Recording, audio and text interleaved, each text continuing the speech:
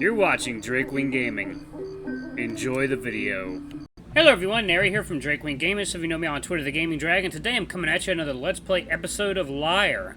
So the last place we left off, we had just begun the winter ball, the winter solstice ball, and I gotta say, I'm very impressed by the set, by the set, the music, the art, everything. It's just incredible. So I wanted to, let's go ahead. No, let's load, not overwrite.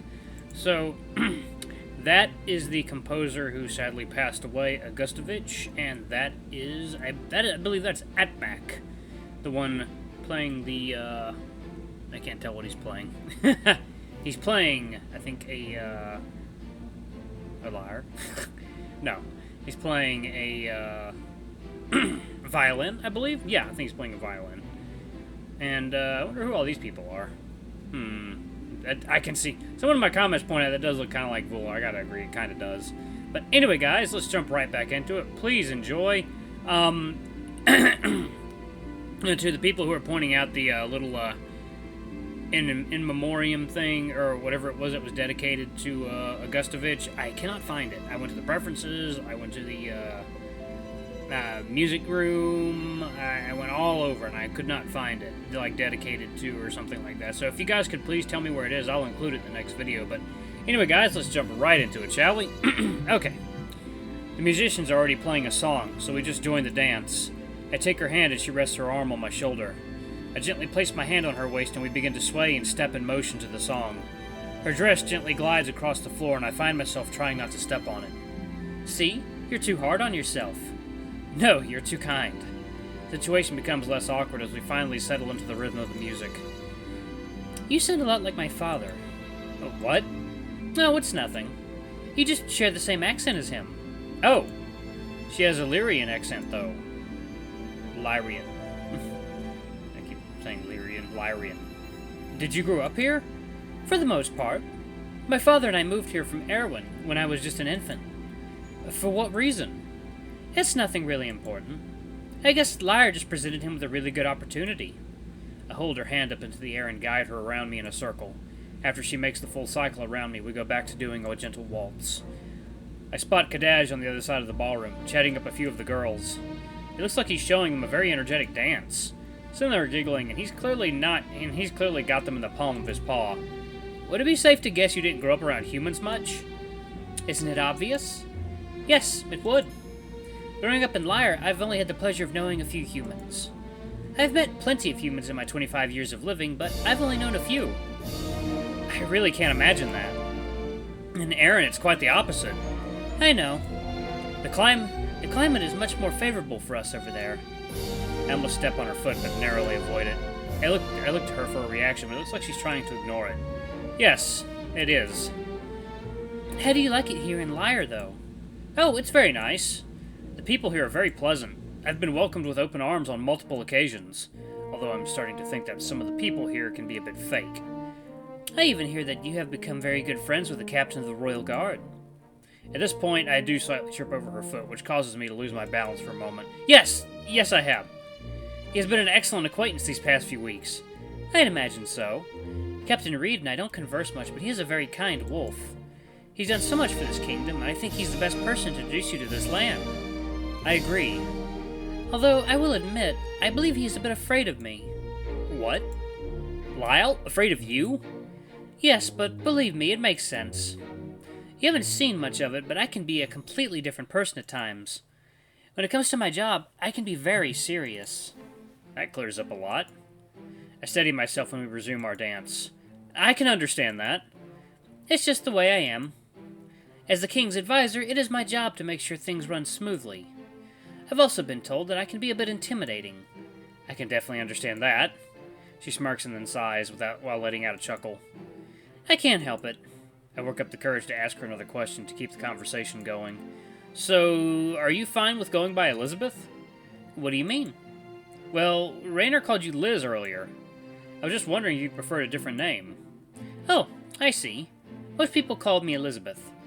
People I work with call me Liz or Eliza. Only my father can call me Lizzie.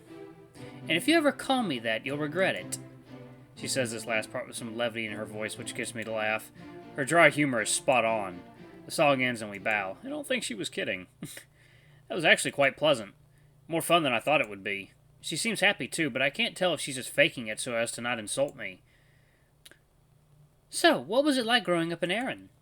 As I'm about to answer her, I see someone from across the ballroom floor. It's Lyle. He's standing up against the wall close to Raynor watching us dance. I can't really see him too well through the crowd, but I know it's him. Please, excuse me. I bow down, kiss the back of her hand, and walk away. Where are you going? I need to go stretch my legs. You're leaving the dance floor to go and stretch your legs? I'm already too far away from her to respond without shouting, so I just keep walking. He spots me walking towards him and meets me halfway.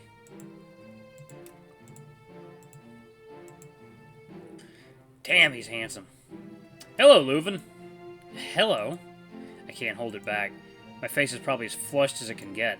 I've never seen him in anything but his armor and his regular clothes. He looks so handsome in a suit. It's all snowy white with blue accents and a silver lining on each important piece. His shoulders are adorned with silver epaulets which shine brightly in the candlelight. I like your hair. His tail is wagging furiously behind him, but I try not to make it look like I notice. My hair always looks like this. Oh, yes. So is this some sort of captain's uniform? Actually, yes. I only wear it on special occasions, since it's very uncomfortable. Oh, but I'm glad you like it. Of course. You look very handsome. Oh. What? I watch his hackles raise and his fur fluff out. I guess he really liked that. His tail is still wagging really fast. Thank you. He quickly calms down and takes a sip from his wine glass. It's a slightly bigger one and it's almost empty. So I see you've met Liz. Oh, yes. She seems nice. A lot different from how she was the other day. Well, the other day was a bit hectic. A lot has happened. Like what? Lyle throws a casual yet alert glance around the room. I'll tell you later. It's nothing too serious, trust me. Please don't tell me it was another problem in the canyon. No, nothing like that.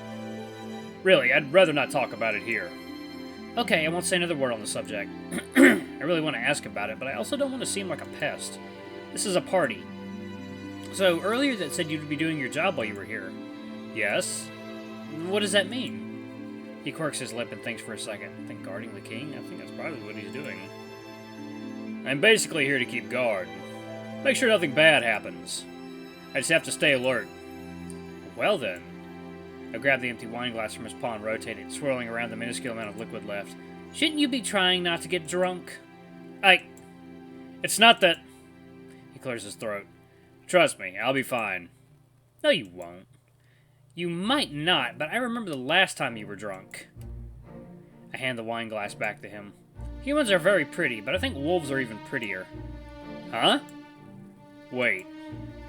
I said that? I poke him on the nose and step beside him to get the glass off the wine table. He shakes his head a bit in disbelief and walks up behind me with a smirk. He reaches around to grab his own glass. I can feel him lean close to my ear.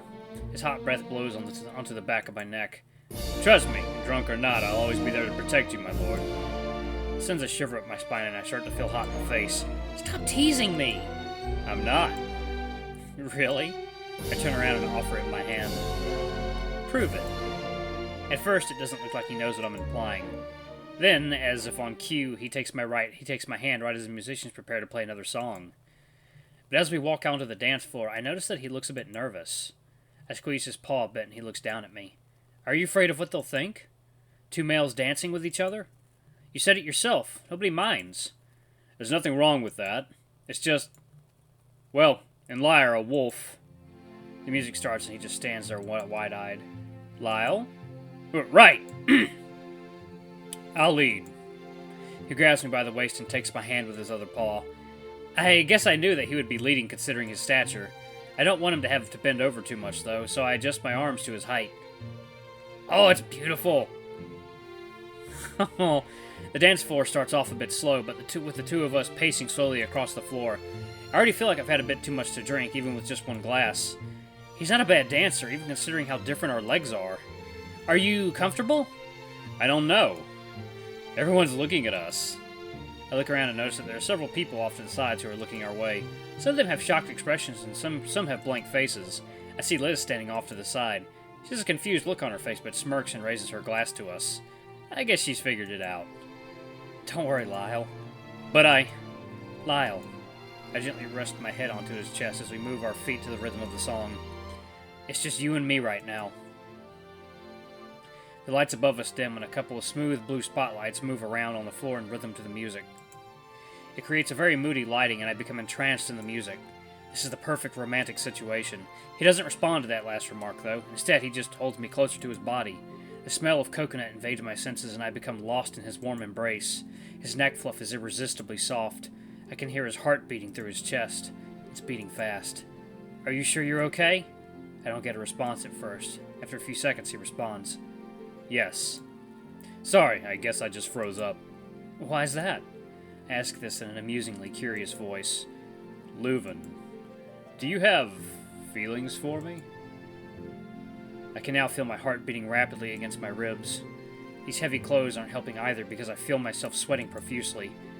Lyle. He guides me around him, similar to how I lead Liz around me earlier. Once we meet again, I come back to his front and look off to my side while we continue the dance. Lyle, I'm not sure what I feel. I see him give me an inquisitive yet concerned look from the corner of my eye. My feelings for you grow with every day that passes. I turn to face him, but stare into his torso as I speak. But my emotions are very complex, and sometimes I don't know what I feel. I wish to be with you, no matter what people think. Our ranks don't matter to me.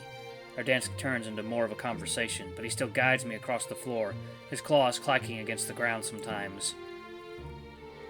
I'm only technically a lord. I pause and look up at him. He's staring at me with anticipation. I can tell that you're eager for my answer, but I must ask you this first. The song and dance seems like it is entering its finale. What were you hoping I would say? The waltz reaches its crescendo in its final drawn-out note, and we enter a dip. I glance out of the corner of my eye and notice that the other dancers are going in for a kiss. Two foxes lock lips and carry each other into a warm embrace. Is this it? Is this happening? My body lowers to the floor as he leans over me. His widened eyes are staring into mine, and I can feel as if my gaze has gone through his soul and reflected back into my own. I close my eyes in anticipation. Nope. Nothing happens. I open my eyes and Lyle is staring at me with a nervous gaze. He raises me back up and glances around at the rest of the room. I'm sorry. We shouldn't have... I look around and see everyone staring at us out of the corner of their eyes. Just us. Just me and him. The room suddenly starts to feel like it's being warped. I pick up on the distant chatter. Am I the only one who saw that? Did that wolf just try to kiss him? No, I think it was the human. Looked like he was expecting it. I heard them talking on the dance floor. Apparently that lord has feelings for Captain Reed. Really? That's completely unheard of. I doubt he feels the same. Could you imagine? A wolf in love with a human, here in Lyre? No, that's impossible. My mind is spinning right now. 1,000 thoughts run through my head. What is going on? What's so wrong with us being together? They're from Erin, you know. I've heard a lot about how they do things differently there. Maybe they should just go back to Erin with the rest of their lot. Hey now, there's no need to be insensitive. So this is what they think. Guys, it's a whole bunch of fucking rich people. They're snobby as hell. I see Liz standing a bit outside the crowd. She has a concerned look plastered on her face, and I see her look at me. I watch her mouth some words in my direction, but I can't understand what she's saying. I don't see Rainer or Kadaj anywhere in sight. The music hasn't started playing again. The room becomes a cascading pit that threatens to swallow me. I look up at Lyle and see him glancing around nervously. He looks down at me with fear in his eyes. Luvun, I'm so sorry. I didn't know what to say or do. I tried to... He chokes on his words. He's rubbing his paws together in a nervous way. I'm sorry. I can't believe this. I want to leave. All right. He puts his arm around me and starts to lead me towards the stairs. Alone. Please. But I wanted to explain... Lyle, please. We'll talk later. I say this in a hushed whisper. I just don't feel like being around anyone right now.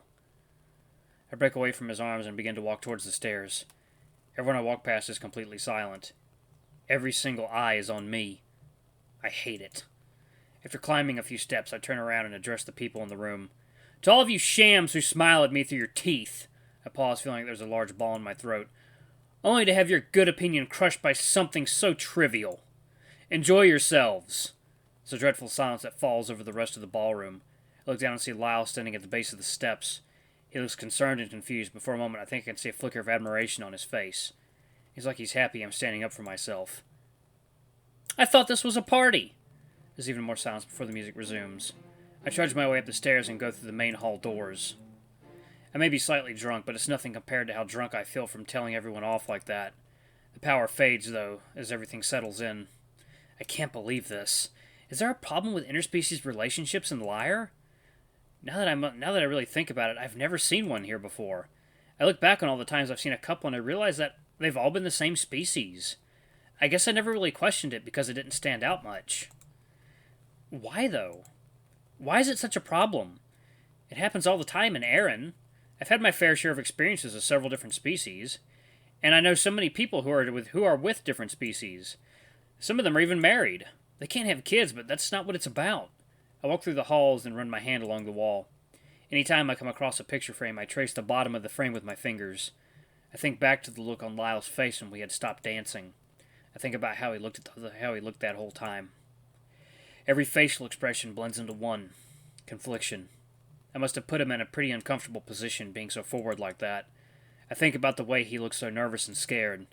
All this time I thought he was just shy. My pace slows and I feel my eyes start to water. Fuck all of them. It was so embarrassing. I never want to see another noble's face again, with their stuck-up attitudes and pride. I'm just going to do my job and focus on what matters. Luvun!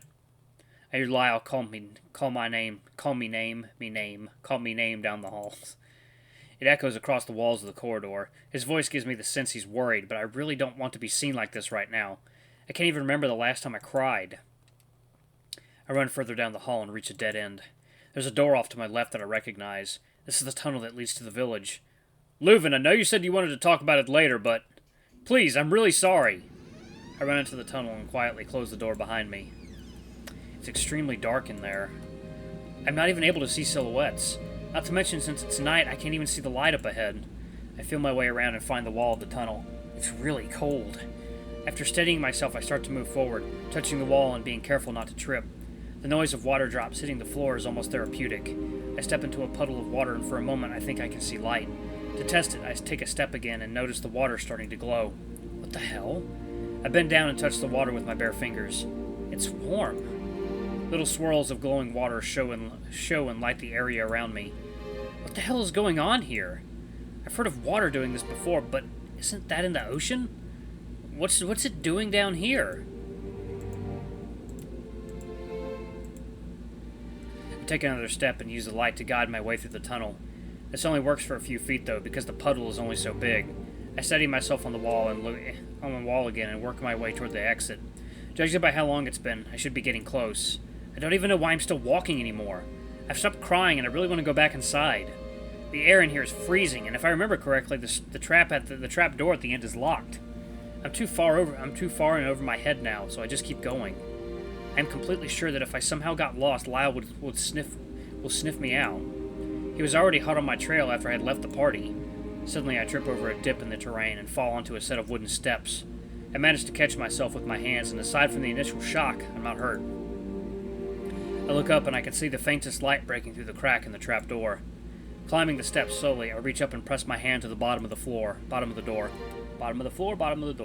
The wood is cold and dusty. It opens.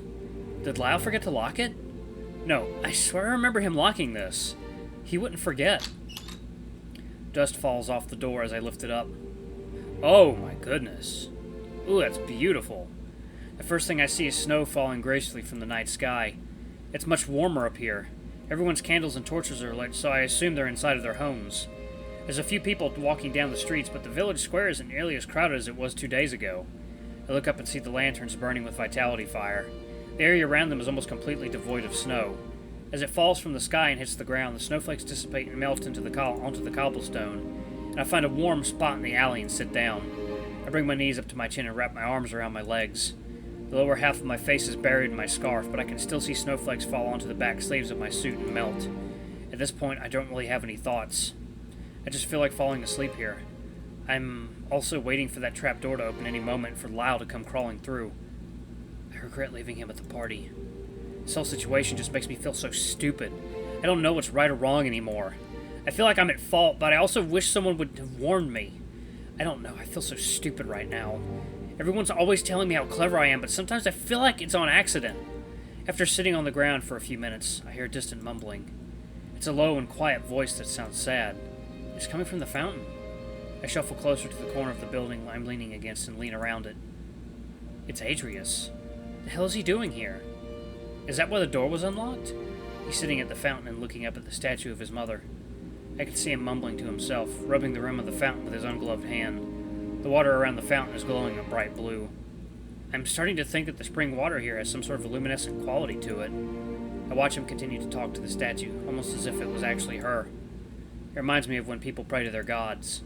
How they sit down at an altar and talk to it as if it's to some sort of vessel that they can use to communicate with the being. This is different, though. This isn't his god, though. It's his mother.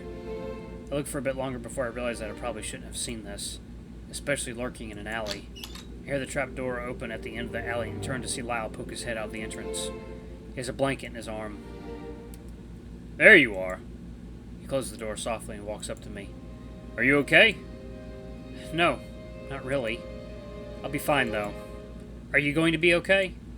Yes. After you left, I didn't want to be there. Everyone kept looking at me, and a few people actually questioned me about it. Alright, guys, I'm gonna pause it right there. God, this is so good. Oh, what a scene. Man, oh, the music is beautiful, the scenery is beautiful, the characters are well written, everything's so good. Everything's so good. I love it. But anyway, guys, thank you so much for watching. Don't forget to like, comment, subscribe, and ring that notification bell. And leave a super thanks if you can. It always helps. Until the next video, I love you all. I'll see you next time. Bye-bye!